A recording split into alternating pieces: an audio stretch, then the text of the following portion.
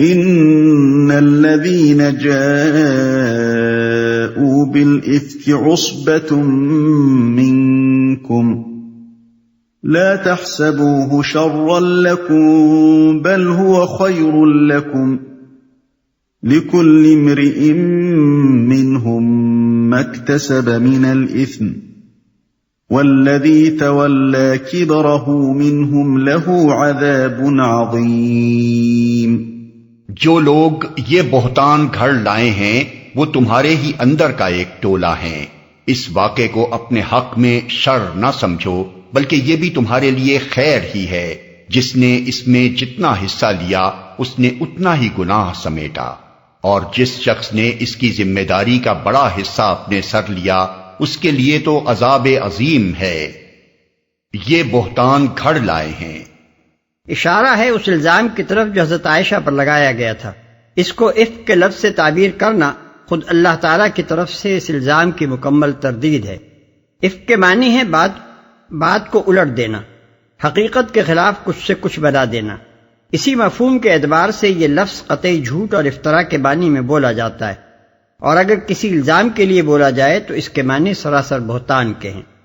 یہاں سے اس واقعے پر کلام شروع ہوتا ہے جو اس سورہ کے نزول کا اصل سبب تھا۔ دیباچے میں ہم اس کا ابتدائی قصہ خود حضرت عائشہ صدیقہ رضی اللہ عنہا کی روایت سے نقل کرائیں، بعد کی داستان بھی انہی کی زبان سے سنیے۔ فرماتی ہیں اس بہتان کی افواہیں کم و بیش 1 مہینے تک شہر میں اڑتی رہیں۔ نبی صلی اللہ علیہ وسلم سخت اذیت میں مبتلا رہے، میں روتی رہی، میرے والدین انتہائی پریشانی اور رنج و غم میں مبتلا رہے۔ آخر کار ایک روز حضور صلی اللہ علیہ وسلم تشریف لائے اور میرے پاس بیٹھے۔ اس پوری مدت میں آپ کبھی میرے پاس نہ بیٹھے تھے۔ حضرت ابو بکر رضی اللہ عنہ اور ام رومان یعنی حضرت عائشہ رضی اللہ عنہا کی والدہ نے محسوس کیا کہ آج کوئی فیصلہ کن بات ہونے والی ہے، اس لیے وہ دونوں بھی پاس آ کر بیٹھ گئے۔ حضور صلی اللہ علیہ وسلم نے فرمایا، عائشہ مجھے تمہارے متعلق یہ خبریں پہنچی ہیں، اگر تم بے گناہ ہو تو امید ہے کہ اللہ تمہاری برات ظاہر فرما دے گا، اور اگر واقعی تم کسی گناہ میں مبتلا ہوئی ہو تو اللہ سے توبہ کرو اور معافی مانگو۔ بندہ جب اپنے گناہ کا معترف ہو کر توبہ کرتا ہے تو اللہ معاف کر دیتا ہے۔ یہ بات سن کر میرے آنسو خشک ہو گئے۔ میں نے اپنے والد سے عرض کیا، آپ رسول اللہ صلی اللہ علیہ وسلم کی بات کا جواب دیں۔ انہوں نے فرمایا، بیٹی میری کچھ سمجھ ہی میں نہیں آتا کہ کیا کہوں۔ میں نے اپنی والدہ سے کہا، آپ ہی کچھ کہیں۔ انہوں نے بھی یہی کہا کہ میں حیران ہوں، کیا کہوں۔ اس پر میں بولی، آپ لوگوں کے کانوں میں ایک بات پڑ گئی ہے اور دلوں میں بیٹھ چکی ہے۔ اب اگر میں کہوں کہ میں بے گناہ ہوں اور اللہ گواہ ہے کہ میں بے گناہ ہوں تو آپ لوگ نہ مانیں گے، اور اگر خوامخواہ ایک ایسی بات کا اعتراف کروں جو میں نے نہیں کی اور اللہ جانتا ہے کہ میں نے نہیں کی تو آپ لوگ مان لیں گے۔ میں نے اس وقت حضرت یعقوب علیہ السلام کا نام یاد کرنے کی کوشش کی مگر نہ یاد آیا۔ آخر میں نے کہا، اس حالت میں میرے لیے اس کے سوا اور کیا چارہ ہے کہ وہی بات کہوں جو حضرت یوسف علیہ السلام کے والد نے کہی تھی کہ فصبر جمیل۔ اشارہ ہے اس واقعے کی طرف جبکہ حضرت یعقوب علیہ السلام کے سامنے ان کے بیٹے بنیامین پر چوری کا الزام بیان کیا گیا تھا۔ سورہ یوسف رکوع 10 میں اس کا ذکر گزر چکا ہے۔ یہ کہہ کر میں لیٹ گئی اور دوسری طرف کروٹ لے لی۔ میں اس وقت اپنے دل میں کہہ رہی تھی کہ اللہ میری بے گناہی سے واقف ہے اور وہ ضرور حقیقت کھول دے گا، اگرچہ یہ بات تو میرے وہم و گمان میں بھی نہ تھی کہ میرے حق میں وہی نازل ہوگی جو قیامت تک پڑھی جائے گی۔ میں اپنی ہستی کو اس سے کم تر سمجھتی تھی کہ اللہ خود میری طرف سے بولے، مگر میرا یہ گمان تھا کہ رسول اللہ صلی اللہ علیہ وسلم کوئی خواب دیکھیں گے جس میں اللہ تعالیٰ میری برات ظاہر فرما دے گا۔ اتنے میں یکایک حضور صلی اللہ علیہ وسلم پر وہ کیفیت طاری ہو گئی جو وہی نازل ہوتے وقت ہوا کرتی تھی، حتیٰ کہ سخت جاڑے کے زمانے میں بھی موتی کی طرح آپ کے چہرے سے پسینے کے قطرے ٹپکنے لگتے تھے۔ ہم سب خاموش ہو گئے۔ میں تو بالکل بے خوف تھی، مگر میرے والدین کا حال یہ تھا کہ کاٹو تو بدن میں لہو نہیں۔ وہ ڈر رہے تھے کہ دیکھیے اللہ کیا حقیقت کھولتا ہے۔ جب وہ کیفیت دور ہوئی تو حضور صلی اللہ علیہ وسلم بے حد خوش تھے۔ آپ نے ہنستے ہوئے پہلی بات جو فرمائی وہ یہ تھی کہ مبارک ہو عائشہ، اللہ نے تمہاری برات نازل فرما دی، اور اس کے بعد حضور صلی اللہ علیہ وسلم نے 10 آیتیں سنائی، یعنی آیت نمبر 11 سے نمبر 21 تک۔ میری والدہ نے کہا، اٹھو رسول اللہ صلی اللہ علیہ وسلم کا شکریہ ادا کرو۔ میں نے کہا، میں نہ ان کا شکریہ ادا کروں گی نہ آپ دونوں کا، بلکہ اللہ کا شکر کرتی ہوں جس نے میری برات نازل فرمائی۔ آپ لوگوں نے تو اس بہتان کا انکار تک نہ کیا۔ واضح رہے کہ یہ کسی ایک روایت کا ترجمہ نہیں ہے، بلکہ حدیث اور سیرت کی کتابوں میں جتنی روایتیں حضرت عائشہ رضی اللہ عنہا سے اس سلسلے میں مروی ہیں، ان سب کو جمع کر کے ہم نے ان کا خلاصہ نکال لیا ہے۔ اس موقع پر یہ نکتہ لطیف بھی سمجھ لینا چاہیے کہ حضرت عائشہ رضی اللہ عنہا کی برات بیان کرنے سے پہلے پورے ایک رکوع میں زنا اور قذف اور لعان کے احکام بیان کر کے اللہ تعالیٰ نے دراصل اس حقیقت پر متنبہ فرمایا ہے کہ زنا کے الزام کا معاملہ کوئی تفریحی مشغلہ نہیں ہے جسے نقل محفل کے طور پر استعمال کیا جائے۔ یہ ایک نہایت سنگین بات ہے۔ الزام لگانے والے کا الزام اگر سچا ہے تو وہ گواہی لائے۔ زانی اور زانیہ کو انتہائی ہولناک سزا دی جائے گی۔ اگر جھوٹا ہے تو الزام لگانے والا اس لائق ہے کہ اس کی پیٹھ پر 80 کوڑے برسا دیے جائیں تاکہ آئندہ وہ یا کوئی اور ایسی جرت نہ کرے۔ اور یہ الزام اگر شوہر لگائے تو عدالت میں لعان کر کے اسے معاملہ صاف کرنا ہوگا۔ اس بات کو زبان سے نکال کر کوئی شخص بھی خیریت سے بیٹھا نہیں رہ سکتا، اس لیے کہ یہ مسلم معاشرہ ہے جسے دنیا میں بھلائی قائم کرنے کے لیے برپا کیا گیا ہے۔ اس میں نہ زنا ہی تفریح بن سکتی ہے اور نہ اس کے چرچے ہی خوشباشی اور دل لگی کے موضوع قرار پا سکتے ہیں۔ اندر کا ایک ٹولہ ہے۔ روایات میں صرف چند آدمیوں کے نام ملتے ہیں جو یہ افواہیں پھیلا رہے تھے۔ عبداللہ بن ابی، زید بن رفاعہ جو غالباً رفاعہ بن زید یہودی منافق کا بیٹا تھا، مستح بن اساسہ، حسان بن ثابت اور حمنہ بنت جہش۔ ان میں سے پہلے 2 منافق تھے اور باقی 3 مومن تھے جو غلطی اور کمزوری سے اس فتنے میں پڑ گئے تھے۔ ان کے سوا اور جو لوگ اس گناہ میں کم و بیش مبتلا ہوئے ان کا ذکر حدیث و سیرت کی کتابوں میں نظر سے نہیں گزرا۔ تمہارے لیے خیر ہی ہے۔ مطلب یہ ہے کہ گھبراؤ نہیں، منافقین نے اپنی دانش میں تو یہ بڑے زور کا وار تم پر کیا ہے، مگر انشاءاللہ یہ انہی پر الٹا پڑے گا اور تمہارے لیے مفید ثابت ہوگا۔ جیسا کہ ہم دیباچے میں بیان کر آئے ہیں، منافقین نے یہ شوشہ اس لیے چھوڑا تھا کہ مسلمانوں کو اس میدان میں شکست دیں جو ان کے تفوق کا اصل میدان تھا، یعنی اخلاق جس میں فائق ہونے ہی کی وجہ سے وہ ہر میدان میں اپنے حریفوں سے بازی لیے جا رہے تھے۔ لیکن اللہ تعالیٰ نے اس کو بھی مسلمانوں کے لیے سبب خیر بنا دیا۔ اس موقع پر ایک طرف نبی صلی اللہ علیہ وسلم نے، دوسری طرف حضرت ابوبکر رضی اللہ عنہ نے اور ان کے خاندان والوں نے، اور تیسری طرف عام اہل ایمان نے جو طرز عمل اختیار کیا، اس سے یہ بات روز روشن کی طرح ثابت ہو گئی کہ یہ لوگ برائی سے کس قدر پاک، کیسے ضابط و متحمل، کیسے انصاف پسند اور کس درجہ کریم النفس واقع ہوئے۔ نبی صلی اللہ علیہ وسلم کا ایک اشارہ ان لوگوں کی گردنیں اڑا دینے کے لیے کافی تھا جنہوں نے آپ کی عزت پر یہ حملہ کیا تھا، مگر مہینہ بھر تک آپ صبر سے سب کچھ برداشت کرتے رہے، اور جب اللہ کا حکم آ گیا تو صرف ان 3 مسلمانوں کو جن پر جرم قذف ثابت تھا حد لگوا دی۔ منافقین کو پھر بھی کچھ نہ کہا۔ حضرت ابوبکر رضی اللہ عنہ کا اپنا رشتہ دار جس کی اور جس کے گھر بھر کی وہ کفالت بھی فرماتے تھے، ان کے دل و جگر پر یہ تیر چلاتا رہا، مگر اللہ کے اس نیک بندے نے اس پر بھی نہ برادری کا تعلق منقطع کیا، نہ اس کی اور اس کے خاندان کی مدد ہی بند کی۔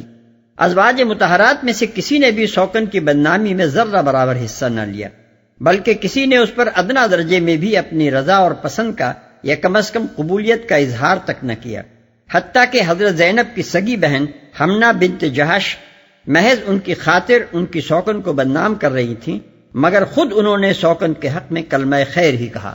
حضرت عائشہ رضی اللہ عنہا کی اپنی روایت ہے کہ ازواج رسول اللہ میں سب سے زیادہ زینب ہی سے میرا مقابلہ رہتا تھا، مگر واقع افک کے سلسلے میں جب رسول اللہ صلی اللہ علیہ وسلم نے ان سے پوچھا کہ عائشہ کے متعلق تم کیا جانتی ہو، تو انہوں نے کہا، یا رسول اللہ صلی اللہ علیہ وسلم، خدا کی قسم میں اس کے اندر بھلائی کے سوا اور کچھ نہیں جانتی۔ حضرت عائشہ رضی اللہ عنہا کی اپنی شرافت نفس کا حال یہ تھا کہ حضرت حسان بن ثابت رضی اللہ عنہ نے انہیں بدنام کرنے میں نمایاں حصہ لیا، مگر وہ ہمیشہ ان کے ساتھ عزت اور تواضع ہی سے پیش آتی رہیں۔ لوگوں نے یاد دلایا کہ یہ تو وہ شخص ہے جس نے آپ کو بدنام کیا تھا، تو یہ جواب دے کر ان کا منہ بند کر دیا کہ یہ وہ شخص ہے جو دشمن اسلام شعراء کو رسول اللہ صلی اللہ علیہ وسلم اور اسلام کی طرف سے منہ توڑ جواب دیا کرتا تھا۔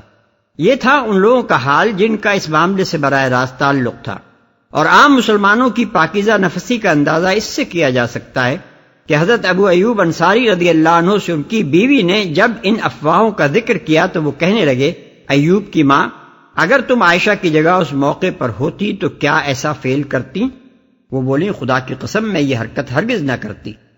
حضرت ابو ایوب رضی اللہ عنہ نے کہا تو عائشہ تم سے بدرجہ بہتر ہیں، اور میں کہتا ہوں کہ اگر صفوان کی جگہ میں ہوتا تو اس طرح کا خیال تک نہ کر سکتا تھا، صفوان تو مجھ سے اچھا مسلمان ہے۔ اس طرح منافقین جو کچھ چاہتے تھے نتیجہ اس کے بالکل برعکس نکلا، اور مسلمانوں کا اخلاقی تفوق پہلے سے زیادہ نمایاں ہو گیا۔ پھر اس میں خیر کا ایک اور پہلو بھی تھا، اور وہ یہ کہ یہ واقعہ اسلام کے قوانین و احکام اور تمدنی ضوابط میں بڑے اہم اضافوں کا موجب بن گیا۔ اس کی بدولت مسلمانوں کو اللہ تعالیٰ کی طرف سے ایسی ہدایات حاصل ہوئیں جن پر عمل کر کے مسلم معاشرے کو ہمیشہ کے لیے برائیوں کی پیداوار اور ان کی اشاعت سے محفوظ رکھا جا سکتا ہے، اور پیدا ہو جائیں تو ان کا بروقت تدارک کیا جا سکتا ہے۔ مزید برآں اس میں خیر کا پہلو یہ بھی تھا کہ تمام مسلمانوں کو یہ بات اچھی طرح معلوم ہو گئی کہ نبی صلی اللہ علیہ وسلم غیب دان نہیں ہے، جو کچھ اللہ بتاتا ہے وہی کچھ جانتے ہیں، اس کے ماں سوا آپ کا علم اتنا ہی کچھ ہے جتنا ایک بشر کا ہو سکتا ہے۔ 1 مہینے تک آپ حضرت عائشہ رضی اللہ عنہ کے معاملے میں سخت پریشان رہے، کبھی خادمہ سے پوچھتے تھے، کبھی ازواج مطہرات سے، کبھی حضرت علی رضی اللہ عنہ سے، اور کبھی حضرت اسامہ رضی اللہ عنہ سے۔ آخر کار حضرت عائشہ رضی اللہ عنہ سے فرمایا تو یہ فرمایا کہ اگر تم نے یہ گناہ کیا ہے تو توبہ کرو، اور نہیں کیا تو امید ہے کہ اللہ تمہاری بے گناہی ثابت کر دے گا۔ اگر آپ عالم الغیب ہوتے تو یہ پریشانی اور یہ پوچھ گچھ اور یہ تلقین توبہ کیوں ہوتی؟ البتہ جب وحی خداوندی نے حقیقت بتا دی تو آپ کو وہ علم حاصل ہو گیا جو مہینہ بھر تک حاصل نہ تھا۔ اس طرح اللہ تعالیٰ نے براہ راست تجربے اور مشاہدے کے ذریعے سے مسلمانوں کو اس غلو اور مبالغے سے بچانے کا انتظام فرما دیا جس میں عقیدت کا اندھا جوش بالعموم اپنے پیشواؤں کے معاملے میں لوگوں کو مبتلا کر دیتا ہے۔ بعید نہیں کہ مہینہ بھر تک وحی نہ بھیجنے میں اللہ تعالیٰ کے پیش نظر یہ بھی ایک مصلحت رہی ہو۔ اول روز ہی وحی آ جاتی تو یہ فائدہ حاصل نہ ہو سکتا۔ مزید تفصیل کے لیے ملاحظہ ہو تفہیم القرآن جلد سوم صفحہ 595 تا 598۔ بڑا حصہ اپنے سر لیا، یعنی عبداللہ بن ابی جو اس الزام کا اصل مصنف اور فتنے کا اصل بانی تھا۔ بعض روایات میں غلطی سے حضرت حسان بن ثابت کو اس آیت کا مصداق بتایا گیا ہے، مگر یہ راویوں کی اپنی ہی غلط فہمی ہے، ورنہ حضرت حسان رضی اللہ عنہ کی کمزوری اس سے زیادہ کچھ نہ تھی کہ وہ منافقوں کے پھیلائے ہوئے اس فتنے میں مبتلا ہو گئے۔ حافظ ابن کثیر نے صحیح کہا ہے کہ اگر یہ روایت بخاری میں نہ ہوتی تو قابل ذکر تک نہ تھی۔ اس سلسلے میں سب سے بڑا جھوٹ بلکہ بہتان یہ ہے کہ بنی امیہ نے حضرت علی رضی اللہ عنہ کو اس آیت کا مصداق قرار دیا۔ بخاری، طبرانی اور بہقی میں ہشام بن عبد الملک اموی کا یہ قول منقول ہے کہ الذی تولا کبرہ کے مصداق علی بن ابی طالب ہیں، حالانکہ حضرت علی رضی اللہ عنہ کا سرے سے اس فتنے میں کوئی حصہ ہی نہ تھا۔ بات صرف اتنی تھی کہ انہوں نے جب نبی صلی اللہ علیہ وسلم کو بہت پریشان دیکھا تو حضور صلی اللہ علیہ وسلم کے مشورہ لینے پر عرض کر دیا کہ اللہ تعالیٰ نے اس معاملے میں آپ پر کوئی تنگی تو نہیں رکھی ہے، عورتیں بہت ہیں، آپ چاہیں تو عائشہ کو طلاق دے کر دوسرا نکاح کر سکتے ہیں۔ اس کے یہ معنی ہرگز نہ تھے کہ حضرت علی رضی اللہ عنہ نے اس الزام کی تصدیق فرمائی تھی جو حضرت عائشہ پر لگایا جا رہا تھا۔ ان کا مقصد صرف آن حضرت صلی اللہ علیہ وسلم کی پریشانی کو رفع کرنا تھا۔ لولا اذ سمعتموه ظن المؤمنون والمؤمنات بانفسهم خيرا وقالوا هذا افك مبين۔ جس وقت تم لوگوں نے اسے سنا تھا اسی وقت کیوں نہ مومن مردوں اور مومن عورتوں نے اپنے آپ سے نیک گمان کیا اور کیوں نہ کہہ دیا کہ یہ صریح بہتان ہے۔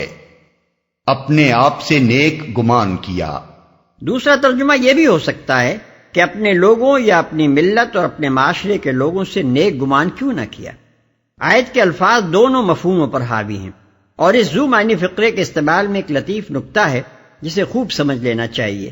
جو صورت معاملہ حضرت عائشہ اور صفوان بن معطل کے ساتھ پیش آئی تھی وہ یہی تو تھی کہ قافلے کی خاتون قطع نظر اس سے کہ وہ رسول کی بیوی تھیں اتفاق سے پیچھے رہ گئی تھیں، اور قافلے ہی کا ایک آدمی جو خود اتفاق سے پیچھے رہ گیا تھا انہیں دیکھ کر اپنے اونٹ پر ان کو بٹھا لایا۔ اب اگر کوئی شخص یہ کہتا ہے کہ معاذ اللہ یہ دونوں تنہا ایک دوسرے کو پا کر گناہ میں مبتلا ہو گئے تو اس کا یہ کہنا اپنے ظاہر الفاظ کے پیچھے دو اور مفروضے بھی رکھتا ہے۔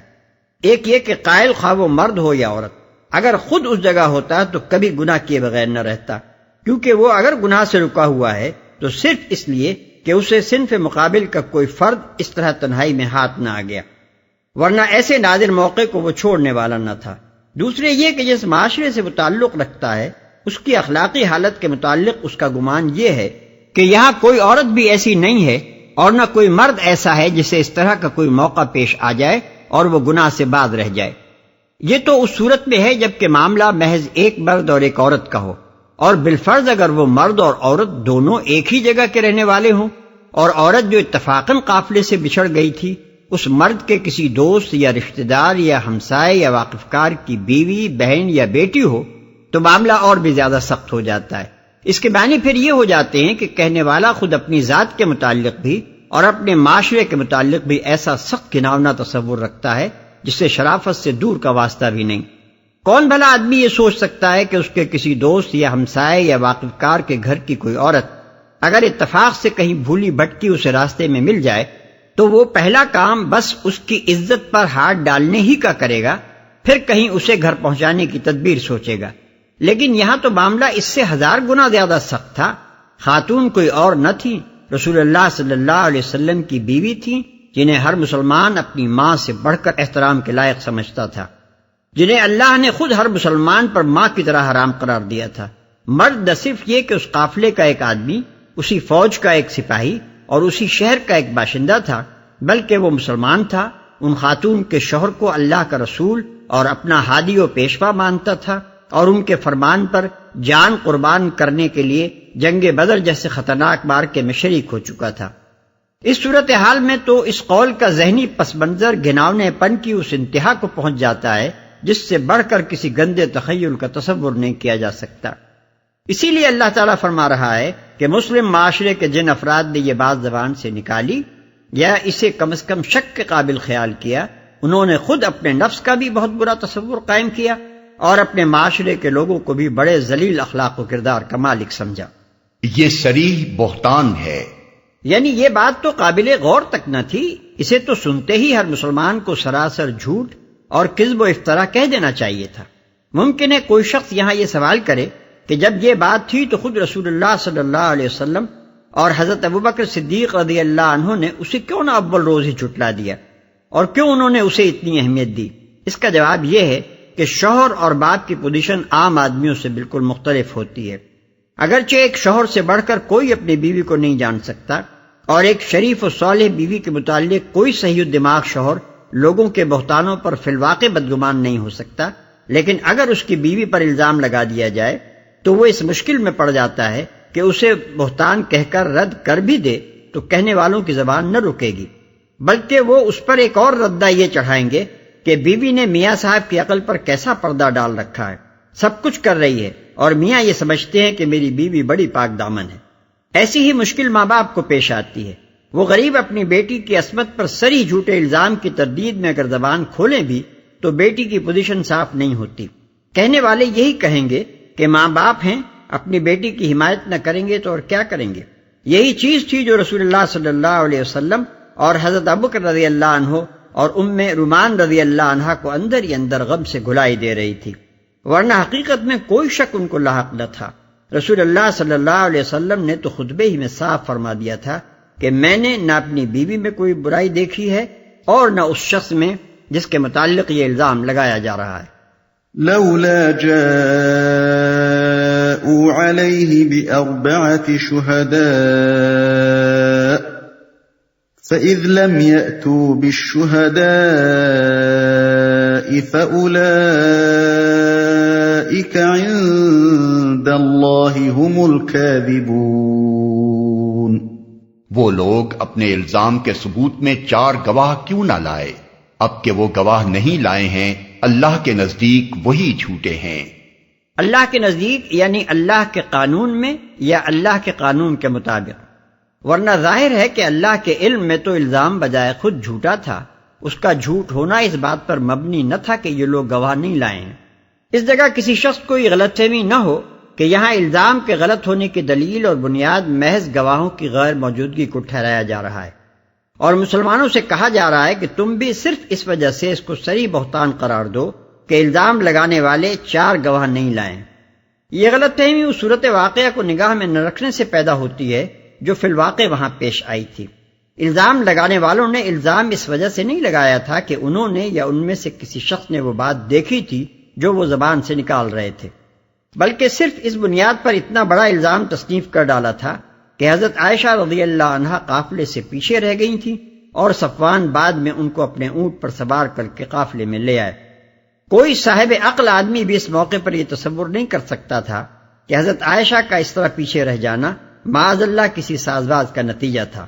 ساز باز کرنے والے اس طریقے سے تو ساز باز نہیں کیا کرتے کہ سالار لشکر کی بیوی چپکے سے قافلے کے پیچھے ایک شخص کے ساتھ رہ جائے اور پھر وہی شخص اس کو اپنے اونٹ پر بٹھا کر دن دہاڑے ٹھیک دوپہر کے وقت لیے ہوئے علانیہ لشکر کے پڑاؤ پر پہنچے۔ یہ صورتحال خود ہی ان دونوں کی معصومیت پر دلالت کر رہی تھی۔ اس حالت میں اگر الزام لگایا جا سکتا تھا تو صرف اس بنیاد پر ہی لگایا جا سکتا تھا کہ کہنے والوں نے اپنی آنکھوں سے کوئی معاملہ دیکھا ہو، ورنہ قرائن جن پر ظالموں نے الزام کی بنا رکھی تھی کسی شک و شبہ کی گنجائش نہ رکھتے تھے۔ ولولا فضل الله عليكم ورحمته في الدنيا والآخرة لمسكم فيما أفضتم فيه عذاب عظيم۔ اگر تم لوگوں پر دنیا اور آخرت میں اللہ کا فضل اور رحم و کرم نہ ہوتا تو جن باتوں میں تم پڑ گئے تھے ان کی پاداش میں بڑا عذاب تمہیں آ لیتا۔ اذ تلقونه بألسنتكم وتقولون بأفواهكم ما ليس لكم به علم وتحسبونه هينا وهو عند الله عظيم۔ ذرا غور تو کرو اس وقت تم کیسی سخت غلطی کر رہے تھے جبکہ تمہاری ایک زبان سے دوسری زبان اس جھوٹ کو لیتی چلی جا رہی تھی اور تم اپنے منہ سے وہ کچھ کہے جا رہے تھے جس کے متعلق تمہیں کوئی علم نہ تھا۔ تم اسے ایک معمولی بات سمجھ رہے تھے حالانکہ اللہ کے نزدیک یہ بڑی بات تھی۔ ولولا اذ سمعتموه قلتم ما يكون لنا ان نتكلم بهذا سبحانك هذا بهتان عظيم۔ کیوں نہ اسے سنتے ہی تم نے کہہ دیا ہمیں ایسی بات زبان سے نکالنا زیب نہیں دیتا، سبحان اللہ یہ تو ایک بہتان عظیم ہے۔ يعظكم الله ان تعودوا لمثله ابدا ان كنتم مؤمنين۔ اللہ تم کو نصیحت کرتا ہے کہ آئندہ کبھی ایسی حرکت نہ کرنا اگر تم مومن ہو۔ وَيُبَيِّنُ اللَّهُ لَكُمُ الْآيَاتِ وَاللَّهُ عَلِيمٌ حَكِيمٌ۔ اللہ تمہیں صاف صاف ہدایات دیتا ہے اور وہ علیم و حکیم ہے۔ ان آیات سے اور خصوصاً اللہ تعالیٰ کے اس ارشاد سے کہ مومن مردوں اور عورتوں نے اپنے گروہ کے لوگوں سے نیک گمان کیوں نہ کیا، یہ قاعدہ کلیہ نکلتا ہے کہ مسلم معاشرے میں تمام معاملات کی بنا حسن ظن پر ہونی چاہیے، اور سوء ظن صرف اس حالت میں کیا جانا چاہیے جبکہ اس کے لیے کوئی ثبوتی و ایجابی بنیاد ہو۔ اصول یہ ہے کہ ہر شخص بے گناہ ہے جب تک کہ اس کے مجرم ہونے یا اس پر جرم کا شبہ کرنے کے لیے کوئی معقول وجہ موجود نہ ہو، اور ہر شخص اپنی بات میں سچا ہے جب تک کہ اس کے ساقط الاعتبار ہونے کی کوئی دلیل نہ ہو۔ ان الذين يحبون ان تشيع الفاحشة في الذين آمنوا لهم عذاب أليم في الدنيا والآخرة والله يعلم وأنتم لا تعلمون۔ جو لوگ چاہتے ہیں کہ ایمان لانے والوں کے گروہ میں فحش پھیلے وہ دنیا اور آخرت میں دردناک سزا کے مستحق ہیں۔ اللہ جانتا ہے اور تم نہیں جانتے۔ وہ دنیا اور آخرت میں دردناک سزا کے مستحق ہیں۔ موقع و محل کے لحاظ سے تو آیت کا براہ راست مفہوم یہ ہے کہ جو لوگ اس طرح کے الزامات گھڑ کر اور انہیں اشاعت دے کر مسلم معاشرے میں بد اخلاقی پھیلانے اور امت مسلمہ کے اخلاق پر دھبا لگانے کی کوششیں کر رہے ہیں وہ سزا کے مستحق ہیں۔ لیکن آیت کے الفاظ فحش پھیلانے کی تمام صورتوں پر حاوی ہیں۔ ان کا اطلاق عملاً بدکاری کے اڈے قائم کرنے پر بھی ہوتا ہے اور بد اخلاقی کی ترغیب دینے والے اور اس کے لیے جذبات کو اکسانے والے قصوں، اشعار، گانوں، تصویروں اور کھیل تماشوں پر بھی۔ نیز وہ کلب اور ہوٹل اور دوسرے ادارے بھی ان کی زد میں آ جاتے ہیں جن میں مخلوط رقص اور مخلوط تفریحات کا انتظام کیا جاتا ہے۔ قرآن صاف کہہ رہا ہے کہ یہ سب لوگ مجرم ہیں، صرف آخرت ہی میں نہیں دنیا میں بھی ان کو سزا ملنی چاہیے۔ لہذا ایک اسلامی حکومت کا فرض ہے کہ اشاعت فحش کے ان تمام ذرائع و وسائل کا سدباب کرے۔ اس کے قانون تعزیرات میں ان تمام افعال کو مستلزم سزا قابل دستاندازی پولیس ہونا چاہیے جن کو قرآن یہاں پبلک کے خلاف جرائم قرار دے رہا ہے اور فیصلہ کر رہا ہے کہ ان کا ارتکاب کرنے والے سزا کے مستحق ہیں۔ اللہ جانتا ہے اور تم نہیں جانتے، یعنی تم لوگ نہیں جانتے کہ اس طرح کی ایک ایک حرکت کے اثرات معاشرے میں کہاں کہاں تک پہنچتے ہیں، کتنے افراد کو متاثر کرتے ہیں اور مجموعی طور پر ان کا کس قدر نقصان اجتماعی زندگی کو اٹھانا پڑتا ہے۔ اس چیز کو اللہ ہی خوب جانتا ہے، لہذا اللہ پر اعتماد کرو اور جن برائیوں کی وہ نشاندہی کر رہا ہے انہیں پوری قوت سے مٹانے اور دبانے کی کوشش کرو۔ یہ چھوٹی چھوٹی باتیں نہیں ہیں جن کے ساتھ رواداری برتی جائے، دراصل یہ بڑی باتیں ہیں جن کا ارتکاب کرنے والوں کو سخت سزا ملنی چاہیے۔ وَلَوْلَا فَضْلُ اللَّهِ عَلَيْكُمْ وَرَحْمَتُهُ وَأَنَّ اللَّهَ رَءُوفٌ رَحِيمٌ، اگر اللہ کا فضل اور اس کا رحم و کرم تم پر نہ ہوتا اور یہ بات نہ ہوتی کہ اللہ بڑا شفیق و رحیم ہے تو یہ چیز جو ابھی تمہارے اندر پھیلائی گئی تھی بدترین نتائج دکھا دیتی۔